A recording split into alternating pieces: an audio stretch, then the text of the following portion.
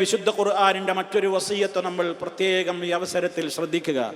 യാ അയ്യുഹല്ലദീന ആമനൂ, സത്യവിശ്വാസികളെ, ഇൻ ജാഅകും ഫാസിഖുൻ ബിനബഇൻ ഫതബയ്യനു, ഒരു തെമ്മാടിയായ മനുഷ്യൻ നിങ്ങളുടെ അടുക്കൽ വല്ല വാർത്തകളുമായി വന്നാൽ നിങ്ങളത് പ്രചരിപ്പിക്കരുത്. അതിന്റെ നിജസ്ഥിതി അറിയാതെ നിങ്ങളത് ഏറ്റെടുക്കരുത്, നിങ്ങളത് ഷെയർ ചെയ്യരുത്. അത് മറ്റുള്ളവരിലേക്ക് പ്രചരിപ്പിച്ചുകൊണ്ട് നിങ്ങൾ നാട്ടിൽ ഫിത്നകളും ഫസാദുകളും ഉണ്ടാക്കരുത്. വിശ്വാസികൾ ഊഹാപോഹങ്ങളുടെ പിറകെ പോകേണ്ടവരല്ല. വിശ്വാസികൾ ഏതെങ്കിലും വാറോലകളുടെയും റൂമറുകളുടെയും പിറകെ പോകേണ്ടവരല്ല.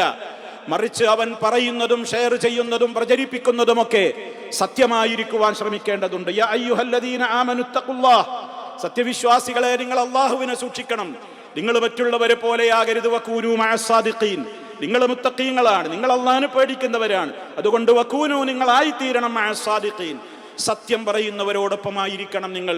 വിശുദ്ധ ഖുർആനിന്റെ കൃത്യമായ കൽപ്പനയാണ്. അതിലപ്പുറം കിട്ടുന്നതെന്തും പ്രചരിപ്പിക്കുകയും പലതിന്റെ പേരിലുമൊക്കെ പലതും പ്രചരിപ്പിച്ചുകൊണ്ട് എല്ലാ കഥകളും അതുപോലെയുള്ള റൂമറുകളും പ്രചരിപ്പിക്കുമ്പോൾ അത് തന്നെ മതി ഒരു മനുഷ്യൻ പാപിയാകുവാനെന്ന് മഹാനായ നബി സല്ലല്ലാഹു അലൈഹി വസല്ലം പറഞ്ഞ വാക്കുകൾ നമ്മൾ ഗൗരവത്തോടെ ഉൾക്കൊള്ളണം.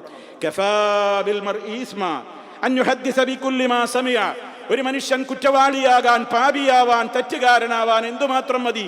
അൻ യുഹദ്ദിസ ബികുല്ലി മാ സമിഅ, കേൾക്കുന്നതെന്തും ഇടവും വലവും നോക്കാതെ ഷെയർ ചെയ്താൽ തന്നെ മതി.